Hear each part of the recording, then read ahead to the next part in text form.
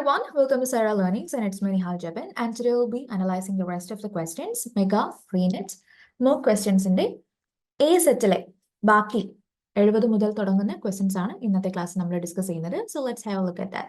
71ാമത്തെ question ഇതിന്റെ continuation ആണ്. Banjo is a pseudonym of the Australian poet.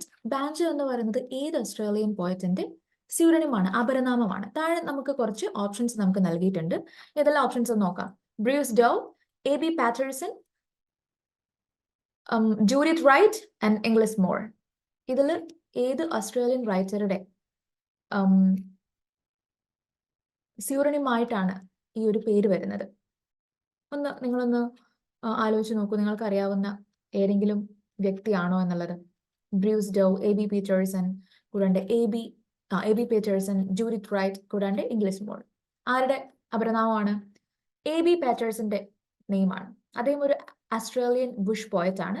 So ഇദ്ദേഹം കൂടുതലായിട്ട് ബാലഡ് പോംസും അതുപോലെ തന്നെ ഓസ്ട്രേലിയൻ റൂറൽ ലൈഫ്, അവിടുത്തെ ആ ഒരു റൂറൽ സെറ്റിംഗ്, അവരുടെ ആ ഒരു ഓൾഡ് ഹിസ്റ്ററി, ഇതുപോലെയുള്ള കാര്യങ്ങളൊക്കെ സംബന്ധിച്ചാണ് ഒരുപാട് എഴുതിയിട്ടുണ്ടായിരുന്നത്. ആൻഡ് അദ്ദേഹത്തിന്റെ ഒരുപാട് പ്രസക്തമായിട്ടുള്ള വർക്കുകൾ വരുന്നുണ്ട്. ഇദ്ദേഹം കൂടുതലായിട്ട് ബുഷ് ലിറ്ററേച്ചർ കവർ ചെയ്തത് കൊണ്ടും ഇദ്ദേഹത്തിന് വന്നിട്ടുള്ള അല്ലെങ്കിൽ അത്തരത്തിൽ യൂസേജ് വന്നിട്ടുള്ള ഒരു പേരാണ് ബാൻജോ എന്നുള്ളത്. അദ്ദേഹം അതിന്റെ ഒരു കോണ്ടെക്സ്റ്റിലാണ് ബാൻജോ എന്ന് പറയുന്ന ഈ ഒരു പേര് ഇദ്ദേഹം യൂസ് ചെയ്യുന്നത്. ഓക്കെ, സോ ഇദ്ദേഹത്തെ പൊതുവെ വിളിക്കുന്നത് തന്നെ ബാൻജോ പാറ്റേഴ്സൺ എന്നാണ് വിളിക്കാറുള്ളത്. ആൻഡ് ഇദ്ദേഹം വളരെ ഫേമസ് ആയിട്ട് പ്രൊവൈഡ് ചെയ്തിരിക്കുന്ന അല്ലെങ്കിൽ ഒരു ഫേമസ് ആയിട്ട് കമ്പോസ് ചെയ്തിരിക്കുന്ന ഒരു വർക്കാണ്, വളരെ ഇന്റർനാഷണലി ഫേമസ് ആയിട്ടുള്ള ഒരു സോങ് ഉണ്ട്, വാൾസിംഗ് മാറ്റിൽഡ എന്ന് പറയുന്നത്. അത് ഭയങ്കര ഫേമസ് ആയിട്ടുണ്ടായിരുന്നു. ആൻഡ് മറ്റൊരുപാട് പബ്ലിക്കേഷൻസ് കാരണമായിട്ടും ഇദ്ദേഹത്തിന് ഒരുപാട് ഫെയിം ലഭിച്ചിട്ടുണ്ട്. Just like the man from snowy river and other verses, അത് 1895 കൂടാണ്ട് the Rio Grande's last race and other verses, അത് 1902 ഒരുപാട് എഡിഷൻസിലൊക്കെ പബ്ലിഷ് ചെയ്തിട്ടുണ്ടായിരുന്ന ഒരു വർക്കാണ്. സോ ഇങ്ങനെ ഒരുപാട് വർക്കുകളിൽ കൂടെ ഇദ്ദേഹം അത്യാവശ്യം പ്രസിദ്ധനായിട്ടുള്ള ഒരു വർക്കാണ്. അദ്ദേഹത്തിന്റെ വാൾസിംഗ് മാറ്റിൽഡ എന്ന് പറയുന്ന ആ ഒരു ഫേമസ് ആയിട്ടുള്ള ഒരു വർക്കിനെ കുറിച്ച് ഞാൻ പറഞ്ഞു. അത് 1917 വന്നിരിക്കുന്നത്. അത് ഒരു കളക്ഷൻ ഓഫ് വേഴ്സസിന്റെ ഭാഗമായിട്ടാണ് വന്നിരിക്കുന്നത്. ആ കളക്ഷൻ ഓഫ് വേഴ്സസിന്റെ പേരെന്ന് പറയുന്നത് salt Bush bill JP and other versus എന്ന് പറയുന്ന ആ ഒരു വേഴ്സസ് കളക്ഷനിലാണ് വാൾസിംഗ് മാറ്റിൽഡ വന്നിട്ടുള്ളത്. ഇദ്ദേഹത്തിന്റെ സുപ്രധാന വർക്ക് ആയതുകൊണ്ട് ഒരുപക്ഷെ ഇത് ചോദിക്കാൻ സാധ്യതയുണ്ട്. അതുകൊണ്ടാണ് ഇത് മെൻഷൻ ചെയ്തിരിക്കുന്നത്. പിന്നെ കുറച്ച് ചിൽഡ്രൻസ് വർക്കുകളും ഇദ്ദേഹം എഴുതിയിട്ടുണ്ട്. ദ ആനിമൽസ് നോവ ഫോർഗോട്ട് 1933 ഒരു പ്രധാനപ്പെട്ട വർക്കാണ്. സോ ഇത്തരം കാര്യങ്ങളൊക്കെ ഇദ്ദേഹമായിട്ട് ബന്ധപ്പെട്ട് ആലോചിച്ച് വെക്കുക. ആൻഡ് റൂറൽ റസ്റ്റിക് തീംസുകൾ ഇദ്ദേഹത്തിന്റെ വർക്കുകളുടെ ഒരു സ്പെഷ്യാലിറ്റി ആണെന്ന് മനസ്സിലാക്കുക. ആൻഡ് ഇദ്ദേഹത്തിന് ഹോഴ്സുകൾ ഭയങ്കര ഇഷ്ടമുണ്ടായിരുന്നു. അപ്പൊ ഈ ഹോഴ്സുകളെ ഇഷ്ടമുള്ളത് കൊണ്ടും ആ റൂറൽ നേച്ചർ അല്ലെങ്കിൽ അത്തരത്തിലുള്ള ഹോബീസിനോടൊക്കെ ഇഷ്ടമുള്ളത് കൊണ്ടും ആണ് ഇദ്ദേഹത്തിന് ആ പേര് വരുന്നത്. ബാൻജോ എന്ന് പറയുന്നത് അദ്ദേഹത്തിന്റെ ഫേവറേറ്റ് ഹോഴ്സിന്റെ പേരായിരുന്നു. അങ്ങനെയാണ് ബാൻജോ പാറ്റേഴ്സൺ എന്നുള്ള പേരിൽ ഇദ്ദേഹം അറിയപ്പെടാൻ തുടങ്ങിയത്. സോ ശരീരത്തിൽ നമുക്ക് ഏതാണ് മനസ്സിലായി? ഏതാണ് ബാൻജോ അല്ലെ? A.B. Patterson. അടുത്ത ക്വസ്റ്റ്യൻ നോക്കാം. നമുക്ക് നെക്സ്റ്റ് ക്വസ്റ്റ്യനിലേക്ക് കിടക്കാം. Abandon the Ganges, a novel that depicts violence that erupted during the partition of India, was written by Abandon the Ganges. ആരുടെ വർക്കാണ് Abandon the Ganges? ഈ നോവലിന്റെ പ്രത്യേകത എന്താണ്? ഇത് പാർട്ടീഷൻ സമയത്ത് ഇന്ത്യയിൽ ഇറപ്റ്റ് ചെയ്ത് വന്നിട്ടുണ്ട്, ഇന്ത്യയിൽ പൊട്ടിപ്പുറപ്പെട്ടിട്ടുണ്ടായിരുന്ന ആ ഒരു വയലൻസിനെ ഡിപിക്ട് ചെയ്യുന്ന ഒരു വർക്കാണ്. പക്ഷെ ഇതിനോട് കൂടെ തന്നെ വരുന്ന മറ്റൊരു കാര്യം ഞാൻ പറഞ്ഞോട്ടെ. ഇതുപോലെ സിമിലർ ആയിട്ടുള്ള ഒന്ന് രണ്ട് വർക്കുകൾ വരുന്നുണ്ട്. Abandon the Ganges ആരുടെയാണ്? V.S. നായ്പൂൾ, Bhavani Bhattacharya, Manohar മംഗോൾക്കർ, Aravind Joshi. ഇവിടെ നിങ്ങൾ ചെറിയൊരു മിസ്റ്റേക്ക് വരുത്തും. എന്താണെന്നറിയോ? കാരണം നിങ്ങൾ സിമിലർ ആയിട്ടുള്ള ഒരു വർക്ക് V.S. നായ്പൂളിന്റെ പഠിച്ചിട്ടുണ്ട്. ഏതാണ് ആ work? Abandon the River. V.S. നായ്പൂളിൻ്റെത് റിവർ ആണ്, Abandon the River. എന്നാൽ മനോഹർ മംഗോൾക്കറിന്റെ വർക്ക് Abandon the Ganges ആണ്. അപ്പൊ മനോഹർ മംഗോൾക്കറാണ് ശരി. V.S. നായ്പൂളിന്റെ Abandon the River ആണ്. പിന്നെ Abandon the Road എന്ന് പറഞ്ഞുകൊണ്ട് മറ്റൊരു വ്യക്തി ഒരു വർക്ക് എഴുതിയിട്ടുണ്ട്. അതൊരു നോവലാണ്. ഇത് 3 നോവൽസ് ആണ്. Abandon the Road എഴുതിയിരിക്കുന്നത് നിക്കോളാസ് സ്പാർക്സ് ആണ്. ഓക്കെ, അത് കുറച്ച് റീസെന്റ് ആയിട്ടുള്ള ഒരു പബ്ലിക്കേഷൻ ആണ്. Okay, alright. സോ മനോഹർ മംഗോൾക്കറിന്റെ വർക്കാണ് എന്തെന്ന് പറയുന്നത്? Abandon the Ganges എന്ന് പറയുന്നത്.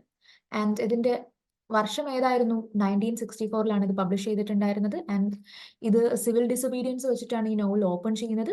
ഏർലി 1930s മുതൽ പിന്നീട് ആ ഒരു പാർട്ടീഷൻ ഡിവിഷൻ സമയത്തുണ്ടായ കലാപങ്ങളിലൂടെയൊക്കെ ഇത് കടന്നു പോകുന്നുണ്ട്. നമ്മുടെ ആ ഒരു പഞ്ചാബിലുണ്ടായിരുന്ന റൈറ്റ്സും സിവിൽ ഡിസൊബീഡിയൻസും കൂടാണ്ട് നമ്മുടെ സ്വദേശി മൂവ്മെന്റും ഫ്രീഡം ഫൈറ്റേഴ്സിന്റെ ആക്ടിവിറ്റീസും സെക്കൻഡ് വേൾഡ് വാറിന്റെ ഔട്ട്ബ്രേക്കും അത് നമ്മളെ ഇന്ത്യയെ എങ്ങനെ എഫക്ട് ചെയ്തു എന്നുള്ളതും റംഗൂണിൽ നിന്ന് ബ്രിട്ടീഷുകാർ റിട്രീറ്റ് ചെയ്ത് പോകുന്നതും കൂടാണ്ട് ബോംബെയിലെ dock explosion division of India in 1947 ഇങ്ങനെയുള്ള ഒരുപാട് കാര്യങ്ങൾ ഇതിൽ ലിസ്റ്റ് ചെയ്തിട്ടുണ്ട്. ആൻഡ് ശ്രദ്ധേയമായിട്ടുള്ള ഒരു കാര്യം എന്ന് പറയുന്നത് ഈ വർക്കിന്റെ എപ്പിഗ്രാഫ് വരുന്നത് രാമായണത്തിൽ നിന്നുമാണ്. ഓക്കെ, അപ്പൊ അങ്ങനെ ഒരു പ്രത്യേകത എബൻഡ് ഇൻ ദ ഗാൻജസ് എന്ന് പറയുന്ന Manohar മങ്കോൾക്കറിന്റെ വർക്കിനുണ്ട്.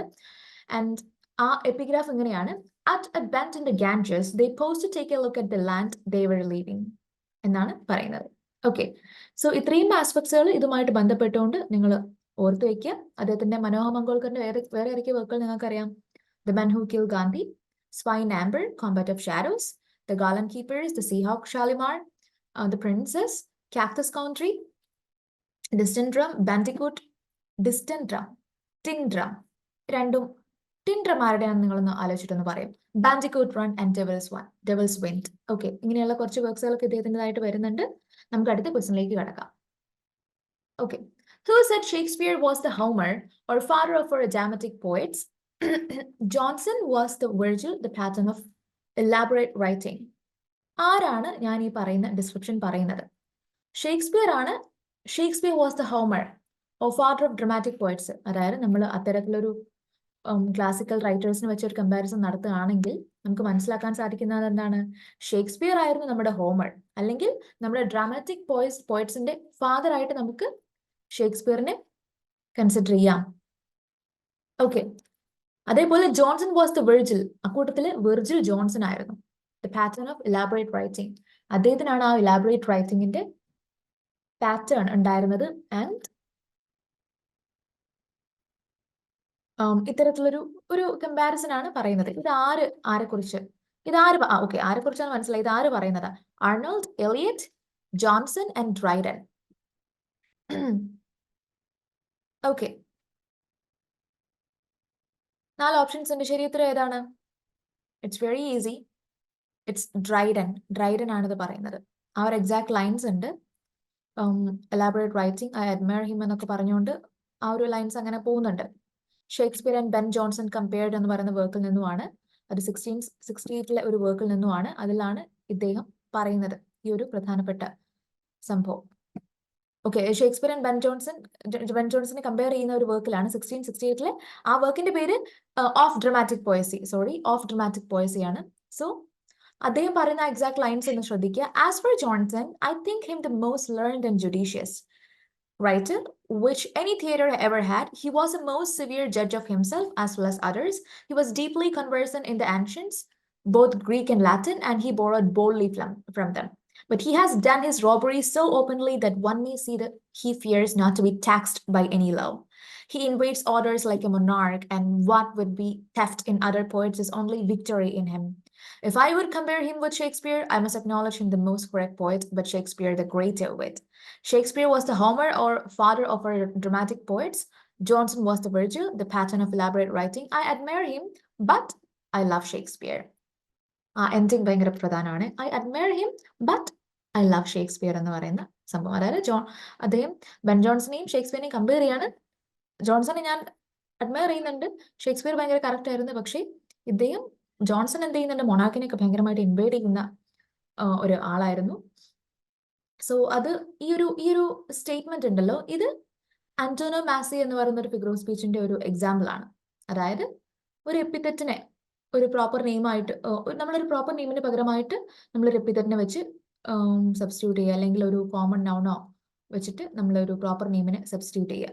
Okay, Shakespeare was the Homer എന്ന് പറയുന്ന ആ ഒരു ഫിഗർ ഓഫ് സ്പീച്ചിനെയാണ് എന്ത് പറയുന്നത്? ആന്റോനോ മാസി എന്ന് പറയുന്നത്. അപ്പോൾ ഇത്തരത്തിലൊരു ഫിഗർ ഓഫ് സ്പീച്ചിന്റെ ഒരു റെട്രിക്കൽ യൂസേജ് ഇവിടെ സംഭവിച്ചിട്ടുണ്ട്. ഇതൊന്ന് ശ്രദ്ധിക്കാം. ഓക്കെ, അടുത്ത ക്വസ്റ്റ്യൻ ശ്രദ്ധിക്കാം. ഡ്രൈഡൻ ആണെന്നുള്ളത് മറക്കരുതേ. Who stated that literary meaning has 4 functions: sense, feeling, tone and intention?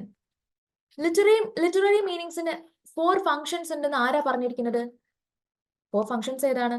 Sense, feeling, tone and intention. 4 ആളുകൾ വരുന്നുണ്ട് ഇവിടെ. നോർത്രോപ്പ് ഫ്രൈ, കൂടാണ്ട് I.A. Richards, F.R. Lewis and T.S. Eliot. So the four kinds of meaning എന്ന് പറയുന്ന പുസ്തകത്തിൽ നിന്നുമാണ് ഈ ഒരു റെഫറൻസ് വരുന്നത്. ഫോർ കൈൻഡ്സ് ഓഫ് മീനിങ് ആരുടേതാണ്? I.A. Richardsന്റെയാണ്. സോ അതില് the four kind of meaning എന്ന് പറയുന്ന ഒരു ചാപ്റ്റർ ആണ്. അത് ഏത് പ്രധാന വർക്കിൽ നിന്നാണ് വരുന്നത്? Practical criticism. പ്രാക്ടിക്കൽ ക്രിറ്റിസിസം നിങ്ങൾക്കറിയാം, ബൈ I.A. Richards. സോ അതിൽ നിന്ന് വരുന്ന the four kinds of meaning എന്ന് പറയുന്ന ചാപ്റ്ററിൽ നിന്നുമാണ്. ആൻഡ് അദ്ദേഹത്തിന് മറ്റൊരുപാട് വർക്ക്സുകളും വരുന്നുണ്ട്. ഇതിൽ നിന്നുമാണ് ഇദ്ദേഹം എന്ത് പറയുന്നത്? 4 ഫങ്ഷൻസ് ഉണ്ട്. ലിറ്റററി മീനിങ്ങിന് 4 ഫങ്ഷൻസ് ഉണ്ട്. Sense, feeling, tone and intention എന്നുള്ളതാണ് ഇത് എന്ന് പറയുന്നത്. ആൻഡ് ഇത് കൂടാണ്ട് ഇദ്ദേഹം മറ്റു പ്രധാനപ്പെട്ട വർക്കുകളും എഴുതിയിട്ടുണ്ട്. Like the meaning of meaning, a study of the order of language, upon thought and of the science of symbolism. കുറച്ച് വർക്കുകൾ ഇദ്ദേഹത്തിൻ്റെ ആയിട്ട് വരുന്നുണ്ട്. പ്രിൻസിപ്പിൾസ് ഓഫ് എന്താണ്, എന്ത് ക്രിറ്റിസിസം ആണ്? നിങ്ങൾ ആൻസർ പറയൂ. 1923 ഉണ്ടായിരുന്ന ആ വർക്കിന്റെ പേരൊന്ന് പറയും. It's kind like A homework. Okay, I.A. Richardsനെ സംബന്ധിച്ച് ഈ ക്വസ്റ്റിനെ സംബന്ധിച്ച് നമുക്ക് പറയാനുള്ളത് ഇതാണ്. ആൻഡ് അടുത്ത question, which of the following critics was influenced by Immanuel Kant's critique of judgment? താഴെ പറയുന്ന ഏത് ക്രിറ്റിക്സ് ആണ് ഇമ്മാനുവൽ കാന്റിന്റെ ക്രിറ്റിക് ഓഫ് ജഡ്ജ്മെന്റ് മുഖേന ഇൻഫ്ലുവൻസ്ഡ് ആയിട്ടുള്ള ആളുകൾ എന്ന് ചോദിക്കുന്നത്? 4 ഓപ്ഷൻസ് നമുക്ക് തരുന്നുണ്ട്. Wolfgang Iser, Stanley Fish, Hans Robert Jauss, Roland Barthes. Wolfgang Iser ആണ്.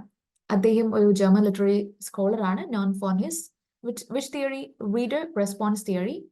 ആൻഡ് ഇദ്ദേഹം he was influenced by this theory of subjectivity and his critique of judgment that was propounded by Kant. അപ്പോൾ അദ്ദേഹത്തിന്റെ critic of ജഡ്ജ്മെന്റിൽ ഇദ്ദേഹം മുന്നോട്ട് വെച്ചിട്ടുണ്ടായിരുന്ന theory of സബ്ജക്ടിവിറ്റിയെ ഒരുപാട് influence ചെയ്തിട്ടുള്ള ഒരു വ്യക്തിയായിരുന്നു വോൾഫ്ഗാങ് ഐസർ എന്ന് പറയുന്നത്. സോ ഇദ്ദേഹമാണ് നമ്മുടെ ശരിയുത്തരം. Okay, Wolfgang Iser. നമുക്ക് അടുത്ത ക്വസ്റ്റ്യൻ നോക്കാം. Which of these statements describe correctly the basic assumption of structuralism? താഴെ പറഞ്ഞിരിക്കുന്ന സ്റ്റേറ്റ്മെന്റുകളിൽ കറക്റ്റ് ആയിട്ട് സ്ട്രക്ചറലിസത്തിന്റെ ബേസിക് അസംഷൻ കൃത്യമായിട്ട് പറയുന്നത് ഏതാണെന്നാണ് ചോദ്യം വരുന്നത്.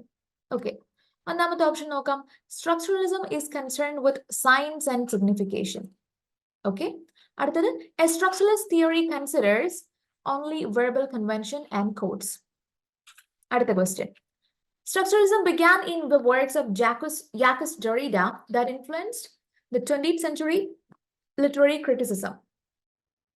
Okay, അടുത്തത് structuralism challenges the long-standing belief that literature reflects a given reality. അടുത്തത് all signs are arbitrary but without them we cannot comprehend reality. ഇങ്ങനെയുള്ള കുറച്ച് ഓപ്ഷൻസ് ഉണ്ട്. പിന്നെ A-C-N-E only എന്നുള്ള രൂപത്തിൽ കുറച്ച് കോമ്പിനേഷൻസ് നമുക്ക് നൽകിയിട്ടുണ്ട്. അപ്പൊ ഇവിടെ എന്താ പറഞ്ഞു വരുന്നത്? സ്ട്രക്ചറലിസം എന്ന് പറഞ്ഞാൽ എന്താണ്? 5 സ്റ്റേറ്റ്മെന്റ്സ് ഉണ്ട്, അത് കറക്റ്റ് ആണോ നോക്കാം. It's concern with science and signification എന്ന് പറയുന്നു. A structuralist theory actually verbal കൺവെൻഷൻസും കോഡ്സും മാത്രമാണ് കൺസിഡർ ചെയ്യുന്നതെന്ന് പറയുന്നു. രണ്ടാമതായിട്ട് ഓപ്ഷൻ സി എന്ന് പറയുന്നു, സ്ട്രക്ചറലിസം ജാക്കസ് ഡെറിഡയുടെ വർക്കിലാണ് ബിഗിൻ ചെയ്യുന്നതെന്ന് പറഞ്ഞു. അത് ആക്ച്വലി 20th സെഞ്ചുറി ലിറ്റററി ക്രിറ്റിസിസത്തെ ഇൻഫ്ലുവൻസ് ചെയ്തിട്ടുള്ളതാണെന്ന് പറഞ്ഞിട്ടുണ്ടായിരുന്നു. പിന്നെ സ്ട്രക്ചറലിസം എന്ത് ചെയ്യുന്നു? അവിടെയുള്ള ഒരു ലോങ് സ്റ്റാൻഡിംഗ് ബിലീഫിനെ ചാലഞ്ച് ചെയ്യുന്നുണ്ട്. A belief that literature reflects a given reality. Literature ഒരു given reality ആണ് റിഫ്ലക്ട് ചെയ്യുന്നത് എന്ന് പറയുന്ന ആ ഒരു ലോങ് സ്റ്റാൻഡിംഗ് ബിലീഫിനെ സ്ട്രക്ചറലിസം ചാലഞ്ച് ചെയ്യുന്നു. പിന്നെ all science are arbitrary but without them we cannot comprehend reality. എല്ലാ സയൻസും ആർബിട്രറി ആണ്, പക്ഷേ എന്നിരുന്നാലും അതില്ലാണ്ട് നമുക്ക് പ്രോപ്പർ ആയിട്ടുള്ള ഒരു റിയാലിറ്റിയെ നമുക്ക് കോംപ്രിഹെൻഡ് ചെയ്യാൻ പറ്റില്ല എന്ന് പറഞ്ഞതും സ്ട്രക്ചറലിസത്തിന്റെ ഭാഗമായിട്ടാണ് എന്ന് പറയുമ്പോൾ ശരിയുത്തരം ഏതായിട്ട് വരുന്നു? ഒന്നാമത്തെ ശരിയാണോ? Structuralism is concerned with science and signification, which is right. Okay, because it's a way of perceiving the world in terms of structures, in terms of symbols. അപ്പോൾ അതുകൊണ്ട് അത് കറക്റ്റ് ആണ്. അടുത്തത്, you guys really know that a structuralist theory considers only verbal conventions and codes. അത് തെറ്റാണ്. അടുത്തത്, structuralism began in the works of Jacques Derrida that influenced the 20th century literary criticism. Never. അല്ല. അടുത്തത്, structuralism challenges the long-standing belief that literature reflects a given reality. അത് ശരിയാണ്. അല്ലേ? കാരണം the structuralism is actually trying to reduce the complexity of human experiences to certain underlying structures and which are really universal. And all signs are arbitrary, but without them we cannot comprehend reality. Adum ശരിയാണ്. Okay, so option 2 ആണ് actually correct എന്ന് പറയുന്നത്. Structure എന്താണ്? ഒരു conceptual system ആണ്. അതിൽ holiness ഉണ്ടായിരിക്കും, അതിലൊരു ട്രാൻസ്ഫോർമേഷൻ ഉണ്ടായിരിക്കും, അതിലൊരു സെൽഫ് റെഗുലേഷൻ ഉണ്ടായിരിക്കും. ആൻഡ് ഈ ഇത്തരത്തിലുള്ള simple structures and science and symbols ആണ് നമ്മുടെ ലൈഫിന്റെ ബേസിക് ആയിട്ടുള്ള ഒരു അടിസ്ഥാനം എന്നുള്ളതാണ് നമുക്ക് മനസ്സിലാക്കാവുന്നത്, അല്ലെ? And structuralists always believe that all these underlying structures actually organized rules into meaningful systems and which are generated by human mind itself and not by just sense perception. Okay, arbitrary ആണ് എന്നുള്ള ഒരു concept അവിടെ ഉണ്ട്, അല്ലെ?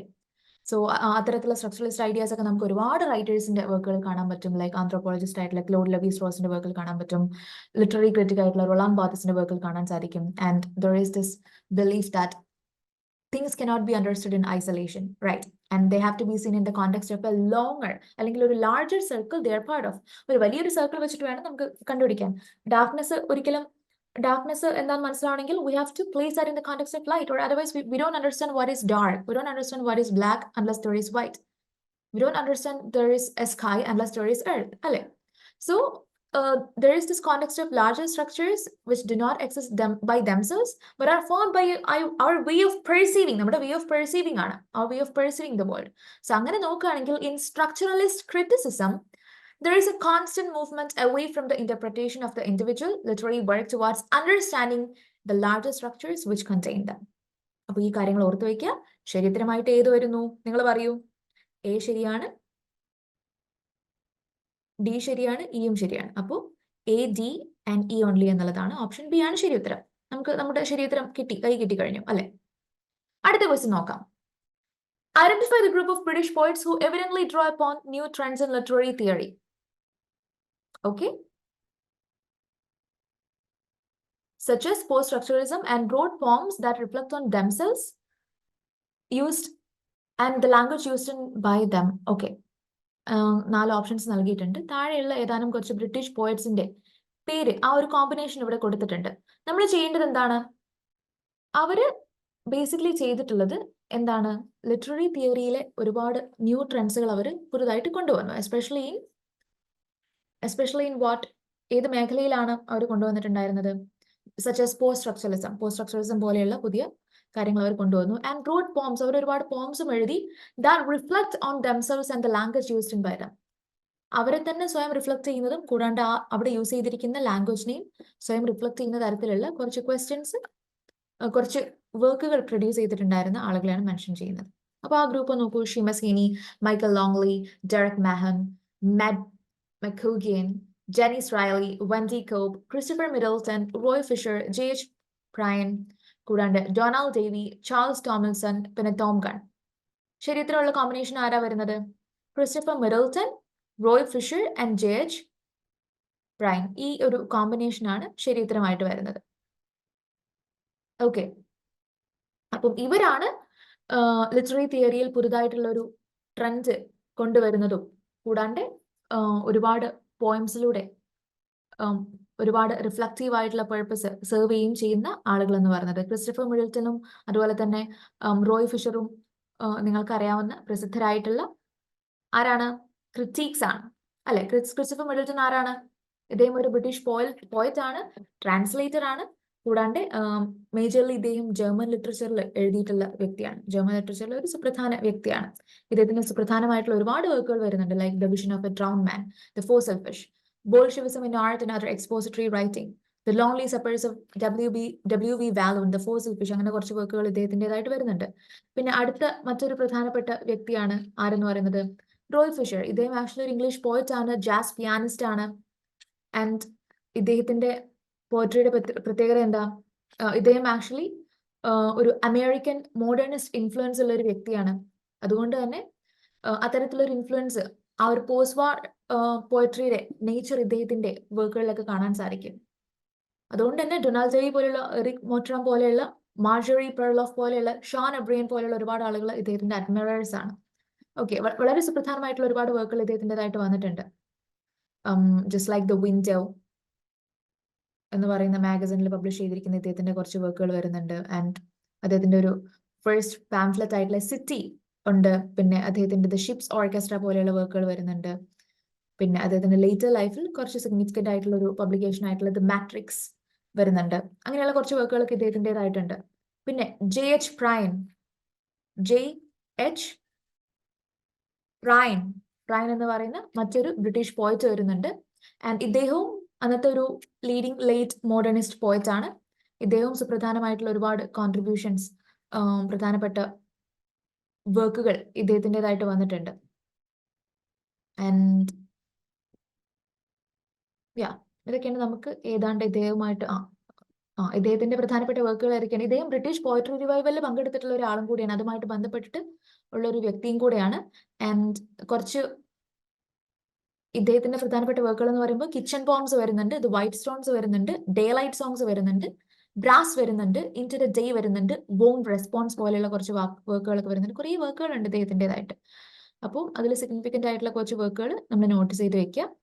And ഇദ്ദേഹം ഈ മറ്റ് ഈ പോസ്റ്റ് സ്ട്രക്ചറലിസ്റ്റിക് ആയിട്ടുള്ള കൺവെൻഷൻസിനെ എന്ത് ചെയ്യുന്നുണ്ട്, ഭയങ്കരമായിട്ട് യൂസ് ചെയ്തിട്ടുള്ളൊരു വ്യക്തിയാണ്. ആരുടെയൊക്കെ കൂടെ? ക്രിസ്റ്റഫർ മിഡിൽട്ടന്റെയും റോയ് ഫിഷറിന്റെയും JH പ്രൈൻ്റെയും കൂടെ. ഓക്കെ, അത് പ്രത്യേകം ശ്രദ്ധിക്കുക. സോ റൈറ്റ് ആൻസർ എന്താണ്? Christopher Middleton, Roy Fisher and JH Prynne. Okay, അടുത്ത ക്വസ്റ്റ്യനിലേക്ക് കിടക്കാം.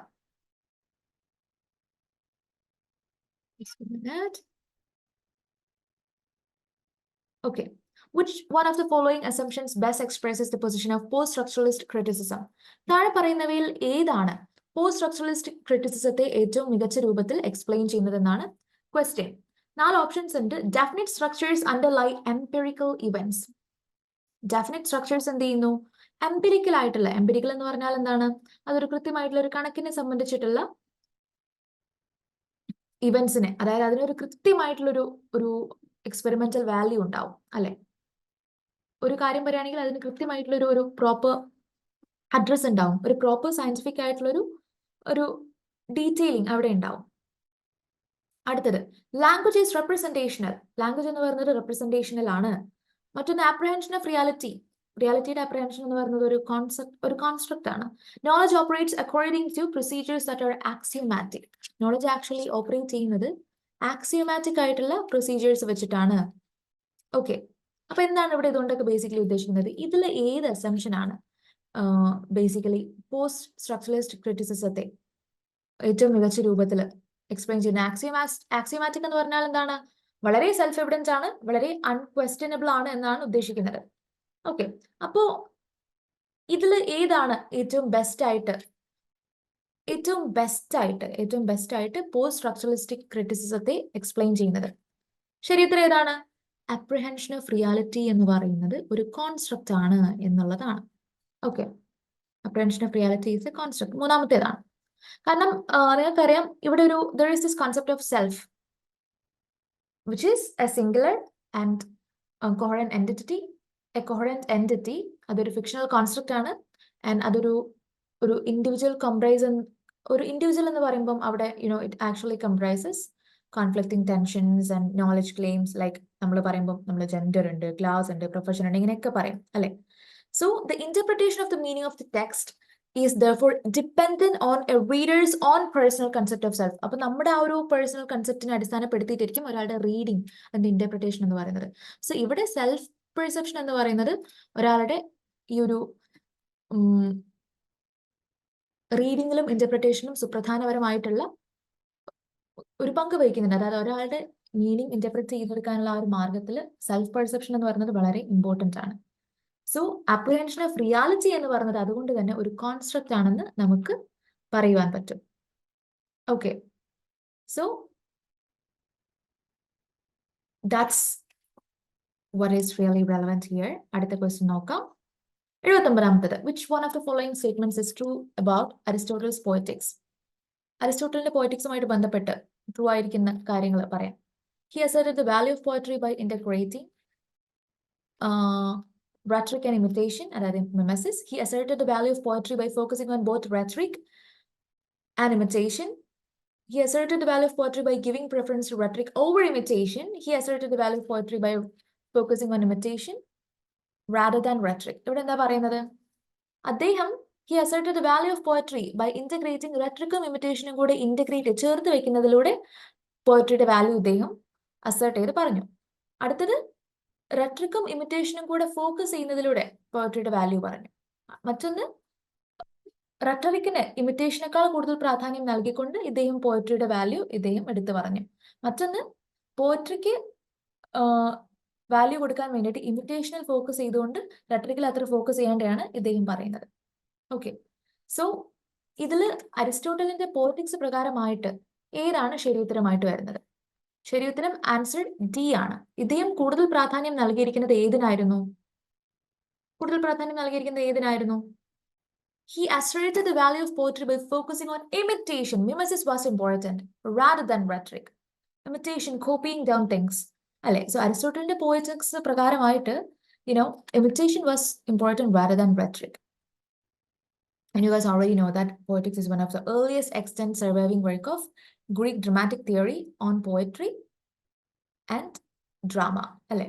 സോ കൂടാണ്ട് ലിറ്റററി തിയറിയിൽ നമുക്ക് അറിയാവുന്ന നമ്മുടെ അറിവിൽ ആദ്യത്തെ ഒരു ഫിലോസഫിക്കൽ ട്രെറ്റൈസ് അതിന് വേണ്ടിയിട്ട് പ്രോപ്പറായിട്ട് കമ്പയർ ചെയ്യുന്നത് അരിസ്റ്റോട്ടലിന്റെ പോയറ്റിക്സിലൂടെയാണ്. അപ്പോൾ ഈ കാര്യങ്ങളൊക്കെ നിങ്ങൾക്ക് അതുമായിട്ട് അറിയാമായിരിക്കും. അതിൽ വന്നിരിക്കുന്ന ഒരു കാര്യത്തെ സംബന്ധിച്ചാണ് ഇവിടെ ക്വസ്റ്റ്യൻ ചോദിച്ചിരിക്കുന്നത്. അടുത്തത്, which of the following are the actions of an ethnographic researcher? ഒരു ethnographic researcherന്റെ ആക്ഷൻസ് എന്തൊക്കെയാണെന്ന് ചോദിക്കുന്നത്. He gets immersed in the social setting. He avoids collecting documents about the group members. He is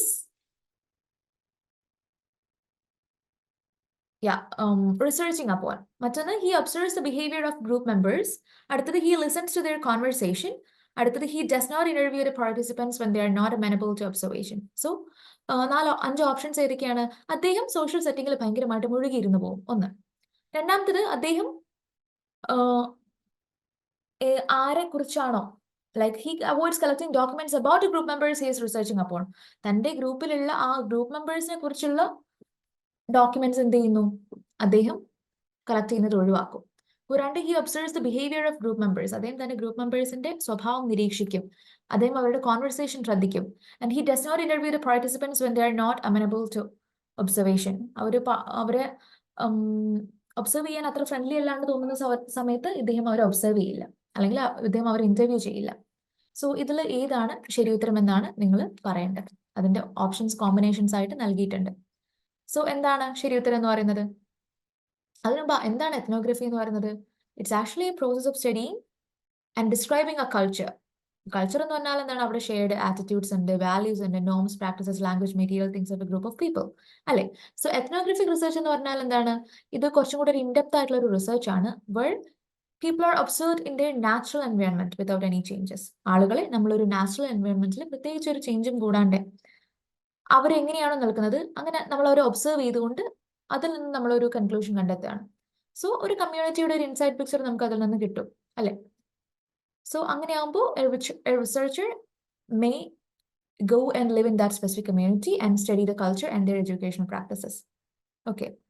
So ഇവിടെ ശരിയുത്തരമായിട്ട് വരുന്ന ഏതാണ്? He gets immersed in the social setting. അത് ശരിയാണ്. നമുക്ക് നോക്കാം.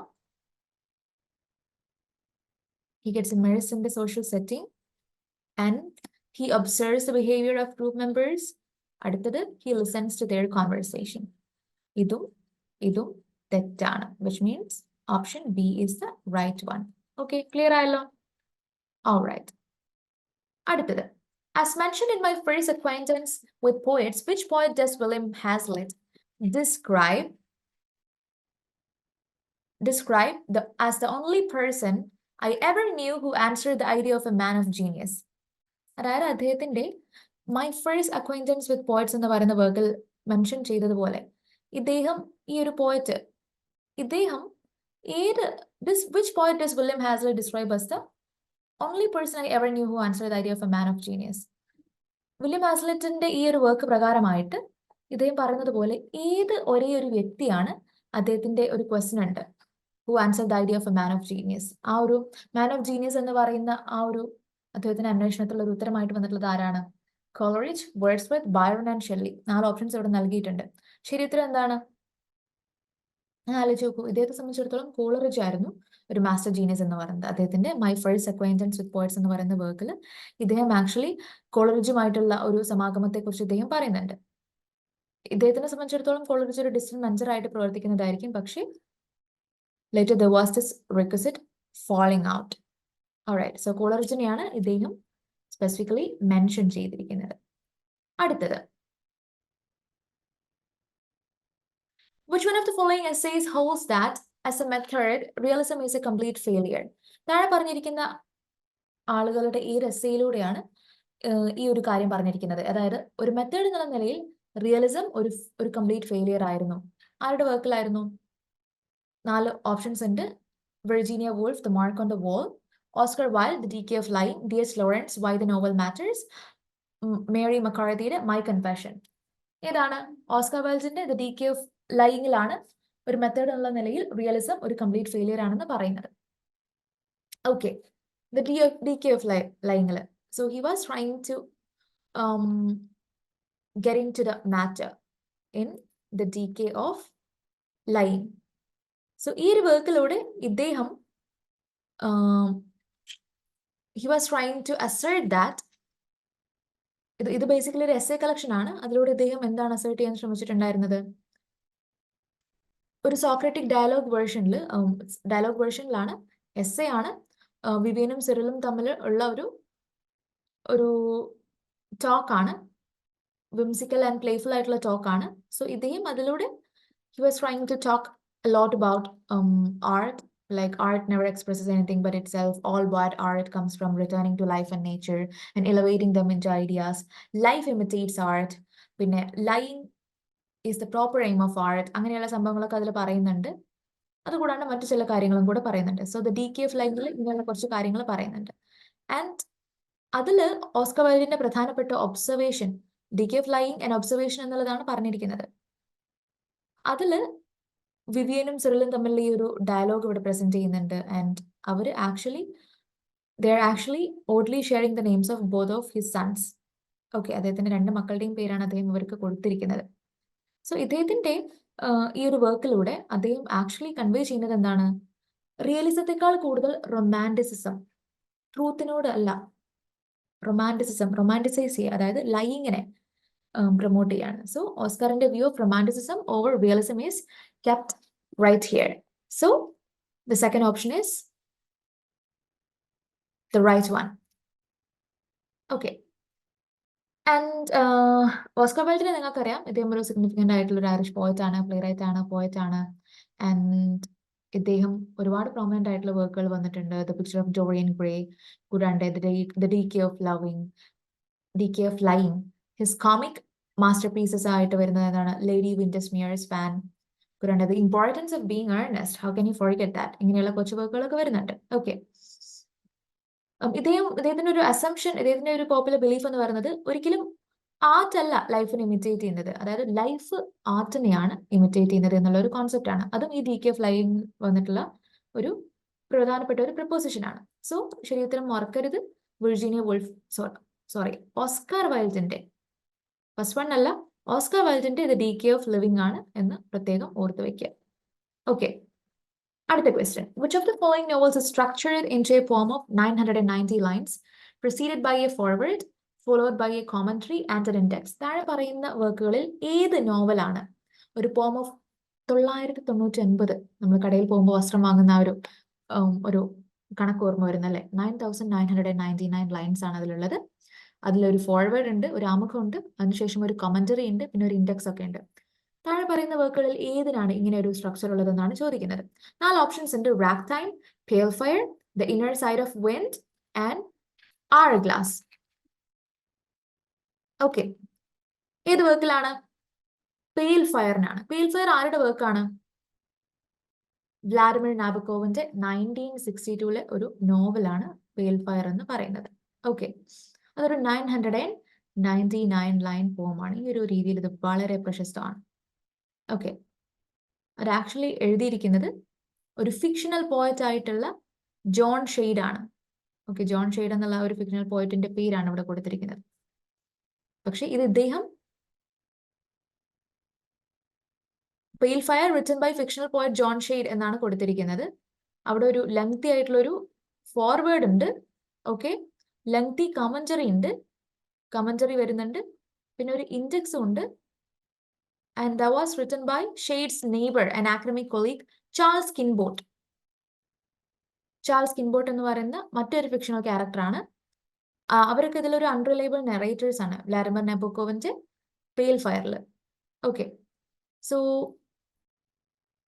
ഇതാണ് ഇതുമായിട്ട് ബന്ധപ്പെട്ട് ശ്രദ്ധിക്കേണ്ട കുറച്ച് കാര്യങ്ങൾ എന്ന് പറയുന്നത്. വ്ളാഡിമിർ നബോക്കോവിന്റെ വലിയ സക്സസ് ആയിട്ടുള്ള ഒരു വർക്ക് ആയിരുന്നു ലോലിറ്റ എന്ന് പറയുന്നത്. അദ്ദേഹത്തെ ഫിനാൻഷ്യൽ ഇൻഡിപെൻഡന്റ് ആവാൻ ഹെൽപ്പ് ചെയ്തിട്ടുള്ള ഒരു വർക്ക് ആയിരുന്നു ലോലിറ്റ. അപ്പൊ ഈ ലോലിറ്റയുടെ ഒരു സക്സസിന് ശേഷമാണ് ഇദ്ദേഹം എന്ത് എഴുതുന്നത്, പെയിൽ ഫയർ എഴുതുന്നത്.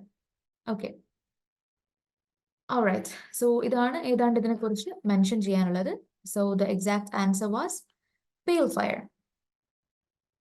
Okay, and yeah, വ്ളാഡിമിർ നബോക്കോവിനെ നിങ്ങൾക്കറിയാം, ഇദ്ദേഹം റഷ്യൻ അമേരിക്കൻ നോവലിസ്റ്റ് ആണ്, പോയറ്റ് ആണ്, ട്രാൻസ്ലേറ്റർ ആണ്, and one of the leading prose stylist ആണ് of the 20th century. Okay, so right answer is pale fire. ഞാനിതൊന്ന് annotations ഒന്ന് റിമൂവ് ചെയ്തോട്ടെ. Okay, അടുത്തത്. Which among the following novels includes a questionnaire for the reader such as, do you like the... Okay, let me check the question very well. Do you like the story so far? Yes or no? Do you like the story ആണ് so far? Yes or no? അപ്പോൾ ഏത് നോവലിലാണ് ഒരു questionnaire ഉള്ളത്? റീഡർക്ക് വേണ്ടിയിട്ട് ഒരു questionnaire ഉണ്ട്, നിങ്ങൾക്ക് ഈ സ്റ്റോറി ഇഷ്ടപ്പെട്ടോ ഇല്ലയോ, അത് ഏത് വർക്കിലാണെന്ന് പറയണം. Landisa by John Fowles, Waterland by Graham Swift, Snow White by Donald Barthel, കൂടാണ്ട് If on a Winter's Night a Traveler. If on a Winter's Night a Traveler ഏത് വർക്കിലാണ് നിങ്ങളൊന്ന് പറയൂ? സ്നോ വൈറ്റിന്റെ സ്റ്റോറിയിലാണ്. സ്നോ വൈറ്റ് ബൈ ആരാണ് എഴുതിയിരിക്കുന്നത്? Donald ബാർത്തൽ. Okay, snow വൈറ്റിന്റെ വർക്കിലാണ് ഈ ഒരു particular questionnaire വരുന്നത്. അതൊരു ഫെയറി ടെയിൽ ആണ് അല്ലേ? സോ ഇദ്ദേഹത്തിന്റെ ഈ സ്നോ വൈറ്റ് എന്ന് പറയുന്നത് ആക്ച്വലി അതൊരു പോസ്റ്റ് മോഡേണിസ്റ്റ് നോവലാണ്. നമ്മളൊരു ഫെയറി ടെയിലിനെ കുറിച്ചല്ല ചോദിക്കുന്നത്, അതൊരു പോസ്റ്റ് മോഡേണിസ്റ്റ് നോവലാണ്. റൊണാൾഡ് ബാത്തമിന്റെ അത് 1961 ഈ ഒരു പെർട്ടിക്കുലർ വർക്ക് പബ്ലിഷ് ചെയ്തിരിക്കുന്നത്. 1967. ഓക്കെ, സോ ഇതിൽ ആക്ച്വലി ആ ഒരു ഫെയറി ടെയിലിനെ അത് ഇൻവേർട്ട് ചെയ്യാണ് ചെയ്യുന്നത്. അതായത് സെയിം നെയിം വെച്ചാണ് കൊടുത്തിരിക്കുന്നതെങ്കിലും ആ സ്റ്റോറിയെ ഇൻവേർട്ട് ചെയ്യുന്നു. ആൻഡ് ഇവിടെ കുറച്ച് ഡിഫറെന്റ് ആയിട്ടുള്ള എക്സ്പെക്ടേഷൻസ് കാണാൻ പറ്റും. എന്നിട്ട് അവിടെയുള്ള ക്യാരക്ടറിനെയൊക്കെ കോംപ്രമൈസ് ചെയ്തുകൊണ്ട് അവരുടെ വേൾഡിൽ സർവൈവ് ചെയ്യാൻ അവരെ പ്രാപ്തരാക്കുന്ന ഒരു കേസാണ് പറയുന്നത്. സോ അദ്ദേഹം കുറച്ച് ഫ്രാഗ്മെന്ററി ആയിട്ടുള്ള റെട്രിക്കും ഡിസ്കോഴ്സ് അവിടെ യൂസ് ചെയ്യുന്നുണ്ട്. പെർസ്പെക്റ്റീവ്സ് എല്ലാം പല ഭാഗത്തിലേക്ക് ഷിഫ്റ്റ് ചെയ്യുന്നുണ്ട്. അതായത് അവിടെ ഓൾഡ് സ്റ്റോറിയിൽ ആ ഒരു 7 ഡ്വാർഫ്സിന്റെ പെർസ്പെക്റ്റീവ് ആണെങ്കിൽ ഇവിടെ സ്നോ വൈറ്റിലേക്കാണ് പെർസ്പെക്റ്റീവ് ഷിഫ്റ്റ് ചെയ്യുന്നത്. കൂടാതെ അവരുടെ സ്റ്റെപ്പ് മദർ ആയിട്ടുള്ള ജെയിനിലേക്കും ഷിഫ്റ്റ് ചെയ്യുന്നു. അദ്ദേഹത്തിന് ആദ്യത്തെ നോവലാണിത്. ആൻഡ് അതിനുശേഷം ഇദ്ദേഹം കുറെ ഷോർട്ട് സ്റ്റോറീസ് ഒക്കെ പബ്ലിഷ് ചെയ്തിട്ടുണ്ടായിരുന്നു, especially in New York. So that's all I really want to mention about Snow White by Donald Barthel. Okay. അടുത്തത് നോക്കാം. 85th question. What is the subject of Ivan's controversial essay in Brothers Karamazov? Brothers കാരമസോവിലെ പ്രധാനപ്പെട്ട ഒരു controversial ആയിട്ടുള്ള essay എന്തായിരുന്നു? അതിന്റെ subject എന്തായിരുന്നു? Transubstantiation, the evils of clergy, the eucharist, ecclesiastical court. Ecclesiastical കോർട്ടാണ് അതിലെ സബ്ജക്ട് എന്ന് പറയുന്നത്. ബ്രദേഴ്സ് കാരമസോവിലെ കോൺട്രവേഴ്ഷ്യൽ എസ്സേയുടെ പ്രധാനപ്പെട്ട സബ്ജക്റ്റ് ആയിട്ട് വരുന്നത് എക്ലീസിയാസ്റ്റിക്കൽ കോർട്ടാണ്. അതായത് അല്ലെങ്കിൽ അന്നത്തെ ക്രിസ്ത്യൻ കോർട്ട് അല്ലെങ്കിൽ കോർട്ട് സ്പിരിച്വൽ പറയുന്ന ആ ഒരു പെർട്ടിക്കുലർ കോർട്ട്, യുനോ ഈ ഒരു കോർട്ടായിരിക്കും അവരുടെ എന്ത് റിലീജിയസ് ആയിട്ടുള്ള മാറ്റേഴ്സിലെയും ഒരു ജൂറിസ്ഡിക്ഷൻ, ഒരു നിയമം നടപ്പിലാക്കുക എന്ന് പറയുന്നത്. കാരണം എസ്പെഷ്യലി മിഡിൽ ഏജസിലൊക്കെ ഇത്തരത്തിലുള്ള കോർട്സിന് ഭയങ്കര പവർ ഉണ്ടായിരുന്നു. Okay, alright, especially in the sense that they had much wider powers in many areas of Europe and even in the development of national states as well. And ദസ്തയേവ്സ്കിയുടെ last novel ആയിരുന്നു Brothers Karamazov എന്ന് പറയുന്നത്. അത് serial ഫോമിലായിരുന്നു. 1879 to 1880 publish ചെയ്തിട്ടുണ്ടായിരുന്നത്. നമുക്കറിയാം കാരമസോവിന്റെ ഈ 3 sons ആയിട്ടുള്ള ഡെമിട്രി, Ivan, Alexei ഇവരുടെ കഥ പറയുന്ന വർക്ക് ആയിരുന്നു എന്തെന്ന് പറയുന്നത് ബ്രദേഴ്സ് കാരമസോവ് എന്ന് പറയുന്നത്. ആൻഡ് ഇവിടെ ആ ഒരു എസ്സേയിൽ നമുക്ക് എന്ത് കാണാൻ പറ്റും? അവിടുത്തെ ആ ഒരു എക്ലീസിയാസ്റ്റിക്കൽ കോഡ്സിനെ കുറിച്ചും എങ്ങനെയാണ് എക്ലീസിയാസ്റ്റിക്കൽ കോഡ്സുകൾ അവിടെയുള്ള സ്റ്റേറ്റ് കോഡ്സിനെ മേൽ അധികാരം സ്ഥാപിക്കേണ്ടതെന്നും അങ്ങനെ എങ്ങനെ അവർക്ക് അവിടെയുള്ള ക്രിമിനൽസിനെ റിഫോം ചെയ്യാൻ പറ്റും, എന്നിട്ട് അവരെ മോറലി ഗൈഡ് ചെയ്യാൻ പറ്റും, ഇങ്ങനെയുള്ള ഒരുപാട് ആസ്പെക്റ്റുകളെ കുറിച്ച് അതിൽ പറയുന്നുണ്ട്. Okay, so that's all for today. നമുക്ക് ബാക്കിയുള്ള ക്വസ്റ്റ്യൻസ് അടുത്ത ക്ലാസ്സിൽ ഡിസ്കസ് ചെയ്യാം. Till then please take care. Have A great day everyone. Hey everyone, welcome back to our session. And നമുക്ക് 85th question നമ്മൾ ഡിസ്കസ് ചെയ്തു. അടുത്ത ക്വസ്റ്റ്യൻ നമുക്ക് നോക്കാം. 86th question. Who among the following wrote Mazeppa, a long narrative poem about a 17th century? 17th century who leader? എന്ത് ലീഡറിനെ കുറിച്ചാണ് സംസാരിക്കുന്നത് ഇവിടെ? Military leader of Ukraine. ആ ഒരു ഭാഗം നഷ്ടപ്പെട്ട് ക്ഷമിക്കുക. Military leader of Ukraine. 4 options ഉണ്ട്. William Cowper, Lord Byron, P B. Shelley and Samuel Taylor Coleridge. ശരി ഉത്തരം എന്താണ്? നിങ്ങൾ നോക്കൂ, എന്താണ് ശരി ഉത്തരം എന്ന് പറയുന്നത്? ലോർഡ് ബൈറൺ ആണ് മസെപ്പ എഴുതിയിരിക്കുന്നത്. ലോർഡ് ബൈറൺ അദ്ദേഹത്തിന്റെ ഒരു ലോങ് നറേറ്റീവ് പോം ആണ്, which is about a 17th century military leader of Ukraine. ഉക്രൈനിലെ ഒരു 17th സെഞ്ചുറി മിലിറ്ററി ലീഡറിനെ കുറിച്ചാണ് അദ്ദേഹം എഴുതിയിരിക്കുന്നത്. കൂടാണ്ട് അതൊരു, ഞാൻ പറഞ്ഞു, നറേറ്റീവ് പോം ആണെന്ന് പറഞ്ഞു. ആൻഡ് അത് അവിടെ ഉണ്ടായിരുന്ന ഒരു ഏർലി ലെജൻഡ് ഉണ്ടായിരുന്നു, ഒരു ഇതിഹാസ കഥ ഉണ്ടായിരുന്നു about Ivan Mazeppa. And he later became hetman of Ukraine and that's how he got his inspiration. അങ്ങനെ ഈ ഒരു പോം അദ്ദേഹം എഴുതിയതിനു ശേഷം he was immediately translated into French. അതിനുശേഷം ആ ഫ്രഞ്ചിലേക്ക് ഈ പബ്ലിക്കേഷൻ വന്നതോടുകൂടി ശേഷം ഒരുപാട് ഇൻസ്പയർഡ് ആയിട്ടുള്ള വർക്കുകൾ ഈ ഫ്രഞ്ച് ട്രാൻസ്ലേറ്റഡ് വർക്കിൽ നിന്ന് വരികയുണ്ടായി. Okay, so that's a significance of Mazeppa, which is a poem by Lord Byron. Okay, ഇത്രയും കാര്യങ്ങൾ ഇതുമായിട്ട് ബന്ധപ്പെട്ടുകൊണ്ട് ഓർത്തു വെക്കുക. വർഷം ഏതാണ്? 1819 ആണ്. അത് പ്രത്യേകം ഒന്ന് ശ്രദ്ധിക്കുക. 1819 ആണ് വർഷം. ഓൾറൈറ്റ്. ആൻഡ് ഇവാൻ മസെപ്പ എന്ന് പറയുന്ന ഒരു ലെജൻഡുമായിട്ട് ബന്ധപ്പെട്ടാണെന്ന് ഞാൻ പറഞ്ഞു.